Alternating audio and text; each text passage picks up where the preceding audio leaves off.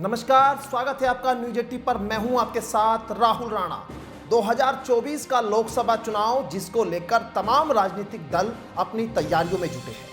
खासकर सबसे ज्यादा लोकसभा 80 सीटों वाला उत्तर प्रदेश जहां सबकी नजरें हैं, जिसमें 2019 के लोकसभा चुनाव में बीजेपी ने 62 सीटों पर जीत दर्ज की थी। लेकिन आज चर्चा इस बात पर नहीं करेंगे कि 24 में कौन कितनी सीटें जीतेगा, बल्कि चर्चा आज इस बात पर करेंगे कि पश्चिम यूपी में तेजी से उभरती आरएलडी जो इन दिनों समाजवादी पार्टी के साथ गठबंधन धर्म निभा रही है, 2024 में लोकसभा चुनाव तक सपा के साथ ये गठबंधन कैसे बना रहेगा, आज ये समझेंगे।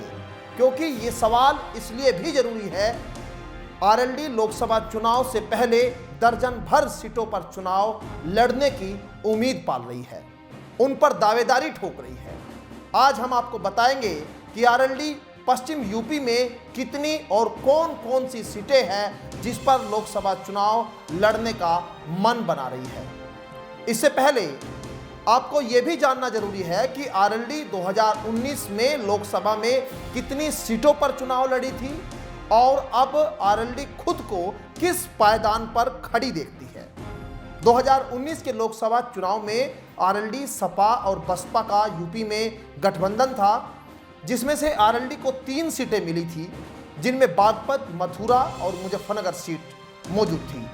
लेकिन तीनों ही सीटों पर आरएलडी को हार का सामना करना पड़ा और 2022 के विधानसभा चुनाव में समाजवादी पार्टी के साथ मिलकर आरएलडी ने यहां चुनाव लड़ा था, जिनमें से 8 सीटें जीतने में उस दौरान आरएलडी कामयाब हुई। फिलहाल आरएलडी के पास 9 यूपी में विधायक है और जयंत चौधरी खुद राज्यसभा सांसद है। लेकिन 2024 के इस चुनाव में आरएलडी क्या कुछ कोई बड़ा प्लान बना रही है, क्या कोई बड़ा सोच रही है, तो आज आपको यही समझाएंगे। आरएलडी जिन सीटों पर 2024 में चुनाव लड़ने को लेकर अपनी दावेदारी ठोक सकती है, उनको जरा ग्राफिक्स के जरिए समझने की कोशिश कीजिए। दरअसल जो तस्वीर आपके सामने ग्राफिक्स के जरिए हमने पेश की है, जिन सीटों पर आरएलडी 2024 में गठबंधन में चुनाव लड़ना चाहती है, उनमें से कैराना, मुजफ्फरनगर, बिजनौर, मथुरा, फतेहपुर सीकरी, नगीना, अमरोहा, मेरठ, बुलंदशहर, बागपत, हाथरस, अलीगढ़ सीट यहां शामिल है। अब सवाल यह है कि आखिर आरएलडी को क्यों लगता है कि इन सीटों पर चुनाव उनके लिए लड़ना ठीक होगा। तो चलिए सबसे पहले कैराना सीट पर बात करते हैं, जहां 2018 में उपचुनाव के दौरान आरएलडी सपा गठबंधन से तबस्सुम हसन चुनाव लड़ी और चुनाव जीती भी। कैराना में बड़ी संख्या में मुस्लिम और जाट मतदाता रहते हैं। यमुना नदी के पास बसे कैराना को रालोद का घर भी कहा जाता है। हालांकि 2019 में भाजपा से प्रदीप चौधरी ने चुनाव में यहां जीत दर्ज की और इस बार आरएलडी एक बार फिर कैराना की सीट पर चुनाव लड़ने की उम्मीद में है, अगर उनको ये सीट मिलती है तब।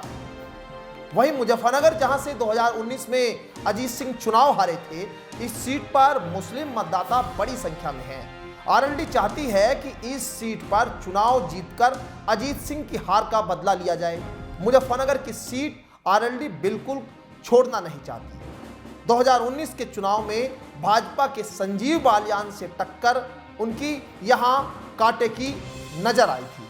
और वहीं बिजनौर सीट की अगर बात कर ले तो आरएलडी की चुनाव लड़ने का दावा इस सीट पर भी अपना मजबूत है, क्योंकि बिजनौर सीट पर मुस्लिम जाट अच्छी खासी संख्या में है। बिजनौर में 2019 के लोकसभा चुनाव की अगर बात करें तो बसपा के मलूक नागर ने जीत हासिल की थी। भाजपा के कुंवर भातेंद्र सिंह यहां दूसरे नंबर पर रहे थे। और मथुरा की बात करें तो मथुरा में भी जाट बड़ी संख्या में हैं, जहां से बीजेपी की सांसद हेमा मालिनी है। जयंत चौधरी यहां से चुनाव हार चुके हैं। फतेहपुर सीकरी पर भी आरएलडी की दावेदारी है। इस सीट पर भी जाट, मुस्लिम, ठाकुर अच्छी खासी संख्या में हैं। बुलंदशहर, बागपत, हाथरस और अलीगढ़ इन सीटों पर आरएलडी चुनाव लड़ना चाहती है क्योंकि इन सीटों में जाट मुस्लिम बड़ी संख्या में है और यह समीकरण गठबंधन को सूट आता है। इसलिए वो चाहते हैं कि इन सीटों पर उनकी दावेदारी हो। और आगे अगर सीटों की बात करें तो अलीगढ़ में ब्राह्मण वोट अच्छा खासा है। 2019 के लोकसभा चुनाव में भाजपा से यहां सतीश कुमार गौतम चुनाव जीते थे। और नगीना सीट जो रिजर्व सीट है जिस पर जाट ठाकुर ब्राह्मण मुस्लिम अच्छी खासी संख्या में है, यहां से बीएसपी के गिरिराज चंद्र सांसद है। आरएलडी नगीना सीट पर भी अपनी दावेदारी चाहती है। हालांकि इस सीट पर चंद्रशेखर आजाद के चुनाव लड़ने की भी उम्मीद यहां जताई जाती है। वहीं मेरठ सीट पर भी आरएलडी अपनी दावेदारी कर रही है। 2024 के चुनाव को देखते हुए यहां पर समाजवादी पार्टी भी अपना एक दांव खेल सकती है। कहा यह जाता है कि रफीक अंसारी और अतुल प्रधान में से किसी एक पर समाजवादी पार्टी यहां दांव खेल सकती है। इस सीट पर आपसी सहमति कैसे बनेगी, ये भी एक अपने आप में चुनौती है, दिलचस्प है देखना। वहीं अमरोहा, जहां से बहुजन समाज पार्टी के कुंवर दानिश अली ने जीत दर्ज की थी और भाजपा के कंवर सिंह तंवर जो दूसरे नंबर पर रहे थे, इस बार आरएलडी के नेता चाहते हैं कि उनको अमरोहा से चुनाव लड़ना चाहिए। आपको यह भी बता दें कि जिन 12 सीटों पर हमने आज चर्चा की है, इन सीटों पर आरएलडी 2024 में दावेदारी की तैयारी में यहां है। लेकिन सवाल है जहां 2024 में क्या गठबंधन में आरएलडी को 12 सीटें मिलेगी या नहीं, इस बात पर संशय है क्योंकि आरएलडी को 2019 में कुल 3 सीटें मिली थी। और क्या इस बार इतनी बढ़ोतरी आरएलडी ने की है कि उनको गठबंधन में 12 सीटें मिलेगी जिसकी वो उम्मीद पाल रहे हैं। इस बात से कतई इनकार नहीं किया जा सकता कि आरएलडी 2019 के मुकाबले 2023 तक मजबूत स्थिति में नजर आई है।